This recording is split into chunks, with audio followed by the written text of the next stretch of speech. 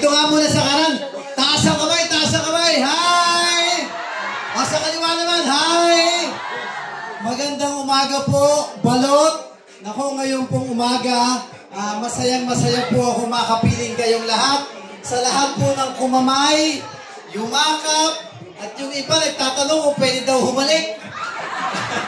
O basta, tatandaan nyo, kay Congressman Ernix, kahit paghalik, libre po sa akin. Kuya Jonky, baka mag-ahasa ako dito. Hindi, sa inyo lahat talaga naman na gustong-gusto ko pong makamayan, makapagpa-picture at mabati kayong lahat. Pero ayoko pong patagalin yung programa natin. Sa lahat po na naririto ngayong umaga, huwag po kayong mag-alala. Mabilis lang yung programa natin. Isang kurap lang, tapos na po to. Kasi ayoko po na pag-aantayin pa kayo at aabalahin kayo. Dahil alam ko, may gawaing bahay po kayo. Bagamat ganon, masaya po ako na makapiling at makasama po kayong lahat ngayong umaga. O, gusto ko lang banggitin, mga batang balot, gising pa ba kayo? Kumain na ba kayo? Gusto nyo mag-Jollibee mamaya? Nilibre nyo ako. Kuya Joe. Hindi. Gusto ko lang banggitin ng mabilis. Mula po sa aking tatay, kilala niyo si Jonix? Taas ka kamay, kilala niyo si Jonix? O yan, mga Knights of Columbus, sa mga baranggayan, chairman, kagawad, secretary, treasurer, at kawali ng barangay, mga taga-balot, pagbati po ng tatay Jonix ko at ng nanay Dinsay ko para sa inyo lahat. At syempre mula sa Yorme's Choice, ang grupo namin, kilala niyo ba si Yorme? O taas ang kamay, kilala si Yorme?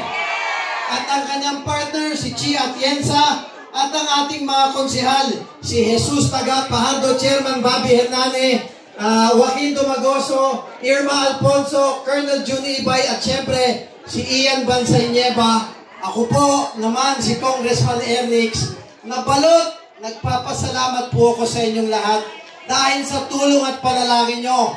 Kung wala kayo dito sa balot, wala pong Congressman Ernix. Kaya maraming salamat po sa inyong lahat. Mabilisang babanggitin ko lang sa mga nangangailangan po sa inyo ng operasyon ng katarata. Lahat yan, may libre po tayong programa na libreng cataract operation.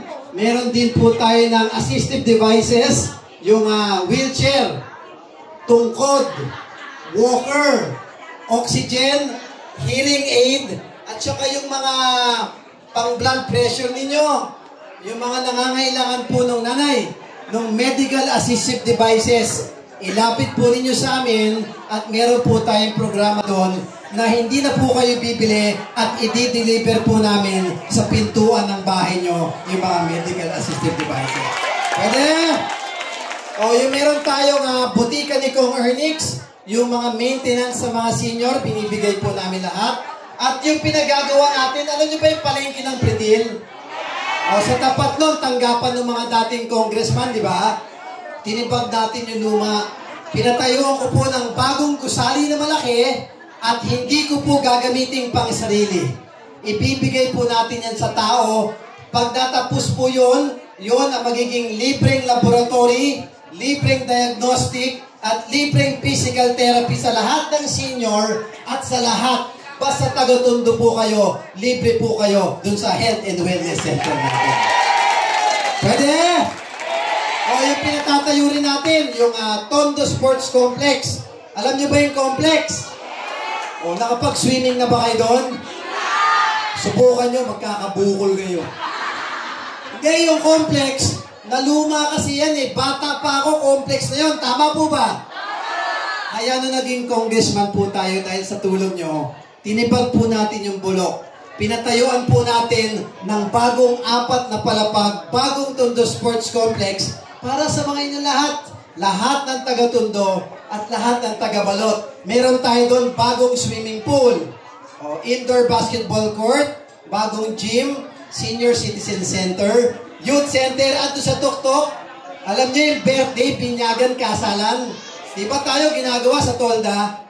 Doon, magagamit po ninyo fully air condition pag may ikakasal, may bibinyagan.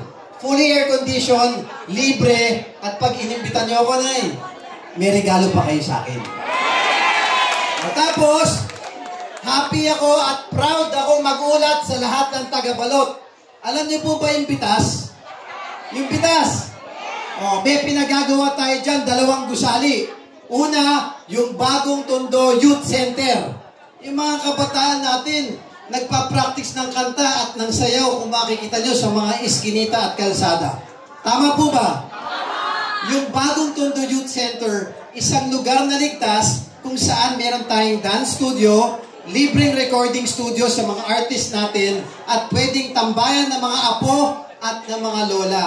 Isang lugar po na youth center o bahay ng kabataan para sa mga batang Tondo. Pwede? At ang pinaka-importante, I am proud to report, mga batang balot at batang Tondo. Dito sa Tondo, marami na po tayo libreng elementaryo. Tama po ba? May libreng high school na rin ba tayo dito? Meron na rin, yung PAES.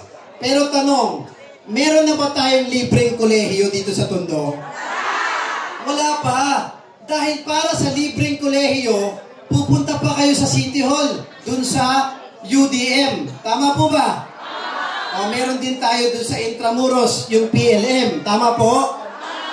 Pero makakatulong kaya kung magkaroon tayo dito mismo sa Tondo ng libreng kolehiyo? Dyan sa likod, okay ba yun? I am proud to report, mga minamahal kong batang Tondo. Katabi ng aquatic, doon mismo sa Bitas. Lalakad lang kayo at malapit lang. Pinatatayo po ni Congressman Ernix sa pamamagitan din ng suporta ninyo. Ang libreng kolehiyo, ang Bagong Tondo, bagong Universidad ng Maynila, dito mismo sa loob ng Tondo para po sa inyo lahat. Pwede? At yung importante, 2 programa pa natin, yung lab ni Kong. Dahil lab ko kayo, habang inaantay natin yung wellness center natin na libreng laboratory, nanay, iniikot natin araw-araw yung libreng laboratory at diagnostic center. Tignan niyo po sa Facebook namin ang mga schedule kahit hindi kayo sa barangay na yon.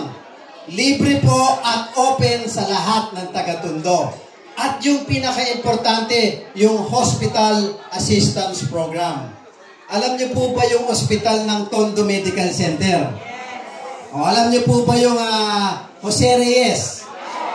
Dito naman, sa may Top Avenue, yung malaking hospital, yung PGH. Sa Quezon City, meron pong Heart Center, Lung Center, National Kidney Center. At sa mga bata, may hospital po doon, yung Philippine Children's Medical Center. Sa mga nababalian naman po ng buto, yung kailangan ng bakal, mga na-aksidente, may hospital po tayo dito sa may Banawe. Alam niyo ba yun? Ano tawag doon? Tama. Yung orthopedic. Lahat po yan, National Government Hospital.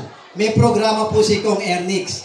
Nakikisuyo po ako sa inyo Kung may kaanak, kaibigan kayo na na-hospital, nanay, wag naman sa mga hospital na yan. Wag po kayong gagastos ng sariling pera. At wag po kayong mangungutang pambayad sa mga hospital na yan. Nagbo-volunteer po ako at ako po ang magbabayad ng lahat ng hospital bill ng mga batang Tondo sa mga hospital po na. At meron pa tayong hospital. Yung isa, mabanggit ko lang sa Memoriones, yung hospital na pangmayaman. Ano tawag doon? Bakit Manny Johnston? Ang tawag po doon, nanay, Mary Johnston. Medyo mahal kasi private. Pero di kalidad naman ang medical services. Pero tayo, ayaw naman nating magbayad ng mahal sa ospital. Pero pag emergency, nag-aagaw buhay yung kakilala at kaanak ninyo, iisipin pa ba natin yung mahal o mura? Siyempre hindi na. Ang importante, maisalba natin yung buhay ng pasyente. Kaya nagpapasalamat po ako sa Mary Johnston. Dahil kaming mga lingkod bayan, wala po kaming karapatan at kapangyarihan makialam sa mga private na negosyo. Pero dahil sa pagdulog nila sa pakiusap natin, ngayon, kahit pangmayaman, kahit private, kahit Manny Johnston patawag nyo, hanggat kaya po ni Kong Ernix, tutulungan ko po bayaran ang mga hospital bill nyo doon sa Mary Johnson. Ilapit nyo lang po sa akin.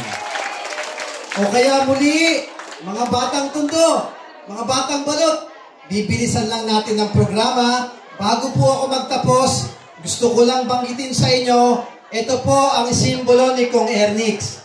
Ang kamao at ilagay po natin sa ating dibdib. Ang ibig sabihin po nito, na tayong mga taga-tundo, mga tunay na taga-tundo, dapat nililingon natin, tinutulungan natin at mamahalin natin ang kapwa batang tundo natin. Pwede? O kaya muli, mga minamahal natin, mga batang tundo dito sa Balot, mahal na mahal ko po kayong lahat. I love you! At pagpalain po kayo ng buong may kapal. Manila! Marami pong salamat.